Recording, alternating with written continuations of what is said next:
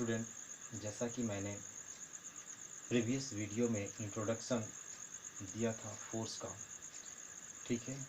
तो उसमें बताया था कि किस तरह से साइंटिस्टों ने उसको यानी फोर्स को ऑब्जर्व करने की कोशिश किया, राइट। अब उससे आगे हम चलते हैं और फर्स्ट लॉ ऑफ मोशन के बारे में डिस्कस करते हैं, राइट।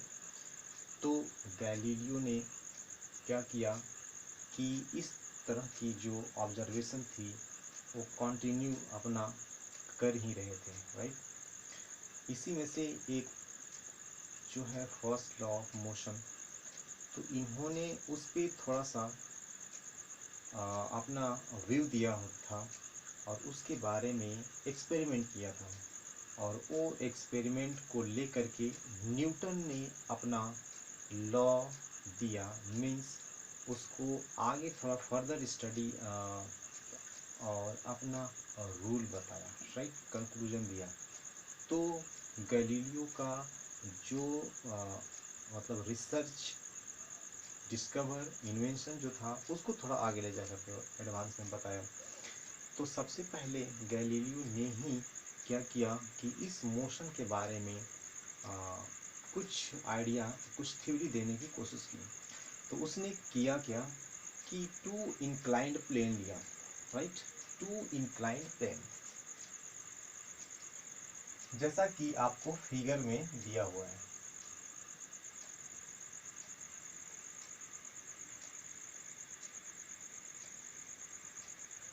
जैसा कि आपको फिगर में बताया हुआ है, टू इंक्लाइंड प्लेन है और उसमें एक क्या किया, मार्बल लिया, राइट। और मार्बल को लेकर के उसने क्या किया कि इस यहाँ से, इस टॉप पॉइंट से उसको रिलीज करना शुरू कर लिया, ठीक है। तो यहाँ पे स्ट्राइक करने के बाद, बॉटम पे आने के बाद, ये फिर से इसका जो डायरेक्शन है इधर हो जा रहा है, मूव करते हुए चला जा रहा है, राइट। तो उसने ये देखा कि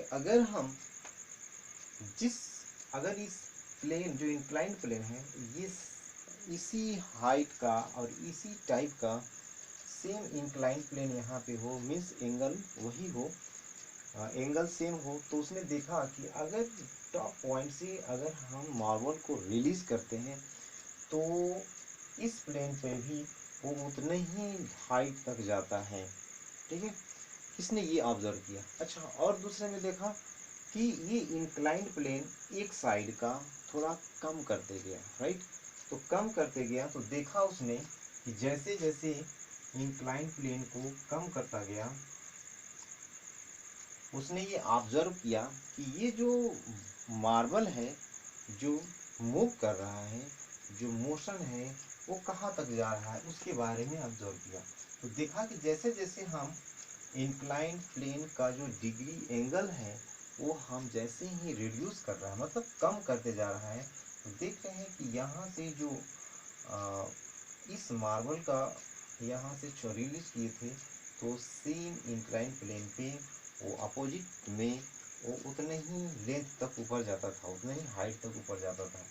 और जैसे ही हम इंक्लाइन प्लेन को कम करते गए, यानी वो कम किया, तो देखा कि वो कुछ ज़्यादा यानी फर्दर डिस्टेंस का ट्रैवल कर रहा है, ठीक है।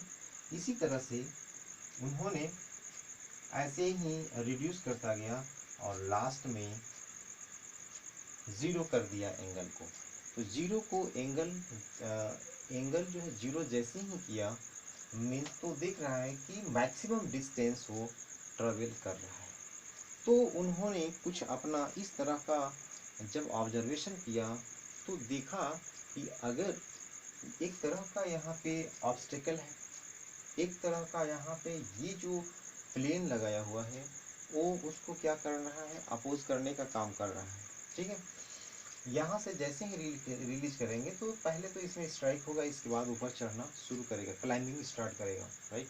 लेकिन जैसे जैसे एंगल हम कम करते जा रहे हैं, जो इसको अपोजिंग पावर है, जो रेसिस्ट करने की पावर है, तो थोड़ा कम होता चला जा रहा है, ठीक है।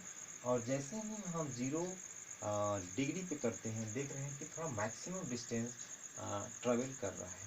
तो उन्होंने ये ऑब्जर्व किया कि अगर कोई बॉडी रेस्ट में है, यानी मोशन में रेस्ट में है या फिर मोशन में है, तो वो मोशन में ही रहना चाहता है।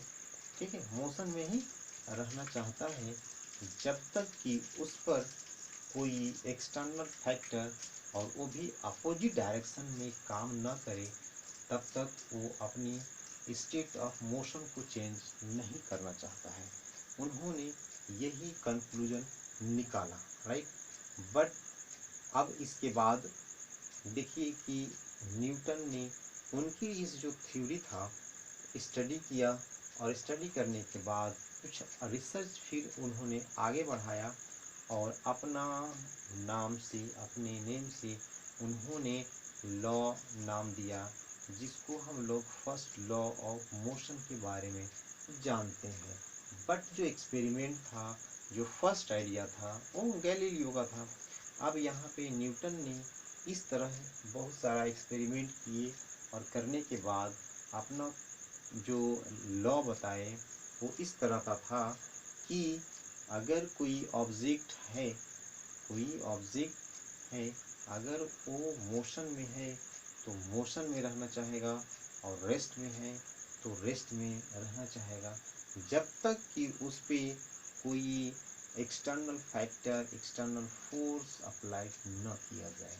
ठीक है, और दूसरे वर्ड्स में भी दिया हुआ है, जितने भी बॉडी हैं वो सब के सब अपनी स्टेट ऑफ मोशन को बनाए रखना चाहता है। ठीक है, जब तक कि उस पर एक्सटर्नल फोर्स काम नहीं करता है। जब अनबैलेंस फोर्स उस पर काम करता है, तब उसका जो क्या बोलते हैं कि उसका जो मोशन है वो चेंज हो जाता है। तो मैंने इस लॉ में देखा कि जब भी कोई बॉडी है तो चाहता है कि हम उसी स्टेट ऑफ मोशन में रहें, राइट। लेकिन उस पे एक्सटर्नल फोर्स कुछ न कुछ काम करता है। जैसे इस मार्बल है, इस मार्बल पे वो फ्रिक्शनल फोर्स काम करता है, एयर का अपोजिट डायरेक्शन में रेसिस्ट करना है, ये सब है। इसकी वजह से ये मार्बल कुछ डिस्टेंस पे जाने के बाद स्टॉप कर जाता है। अगर ये सारी चीज़ अगर उसमें ना रहें, फ्रिक्शनल फोर्स ना रहें और जो एक्सटर्नल थिंग्स हैं अगर वो ना रहें, तो वो मूव करता हुआ चला जाएगा। उन्होंने और भी इस पे और भी जैसे लुब्रिकेंट करना शुरू किया, कि मीन्स स्मूथ सरफेस बना करके देखा, तो जितना ही सरफेस स्मूथ किया उतना ही फर्दर डिस्टेंस ट्रैवल किया, राइट। तो इस तरह से ये उन्होंने अपना ऑब्जर्वेशन किया और बताया। तो ऑब्जेक्ट अपने मोशन को, जिस तरह का भी मोशन होगा, यानी स्टेट ऑफ मोशन को वो बनाए रखना चाहता है। इसीलिए इस लॉ को लॉ इनर्शिया भी कहा जाता है, राइट। अब चलिए कुछ एग्जांपल हम लेते हैं। जैसा कि लॉ ऑफ इनर्शिया के बारे में मैंने बताया कि अपनी स्टेट ऑफ मोशन को वो कंटिन्यू रखना चाहता है कोई भी ऑब्जेक्ट। ठीक है, तो अपनी चेंज जो उसकी स्टेट ऑफ मोशन को अगर चेंज करना चाहते हैं तो उसके लिए आपको कोई ना कोई एक्सटर्नल फोर्स देना पड़ता है, राइट।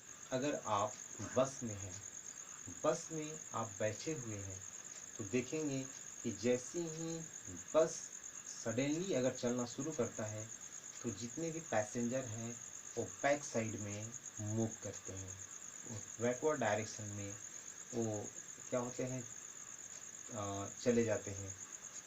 इसकी वजह क्या है? क्योंकि हम जो हैं उस बस के कांटेक्ट में हैं और वो बस आगे निकलती है, बट मेरा बॉडी जो है पूरा ऊपर का, मेरा जो बॉडी है वो अपनी ही मोशन स्टेट ऑफ मोशन में रखना चाहता है, जिसकी वजह से वो पीछे हट जाता है। और इसी तरह से अगर बस में अगर ब्रेक लगती है, तब फिर क्या होता है कि जितने पैसेंजर होंगे वो आगे की ओर फॉरवर्ड डायरेक्शन में क्या होते हैं कि फॉरवर्ड डायरेक्शन में वो मूव कर जाते हैं।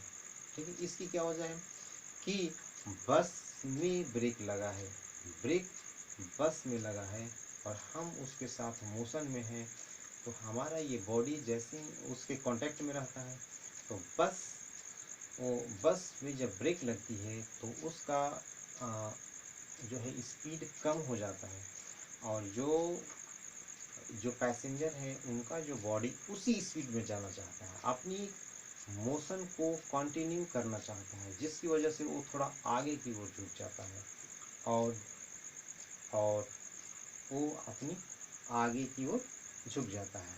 ये सारे जो इंसिडेंट हैं, ये सारे इंसिडेंट जो है इनर्शिया की वजह से है। यानी जो बॉडी, जितने भी बॉडी है अपनी स्टेट ऑफ मोशन को कुछ चेंज होने से रेसिस्ट करते हैं और रोकते हैं। ठीक है, इसी तरह का आप एक और एग्जांपल लीजिए। जैसा कि अगर आप किसी भी बस में बैठे हुए हैं, जहाँ पे हाई स्पीड के साथ अगर टर्निंग होता है, तो हम जिस डायरेक्शन में जा रहे हैं उसी डायरेक्शन में चाहते हैं कि रहें, बट जैसे ही टर्निंग आता है तो बस तो टर्न करती है, लेकिन हम लोग थोड़ा उसकी अगर ऐसे टर्न ले रहा है तो हम लोग इस डायरेक्शन में क्या होता है कि हम लोग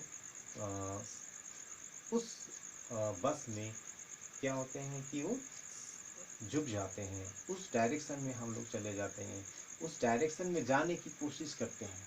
राइट, तो ये था बस के लिए।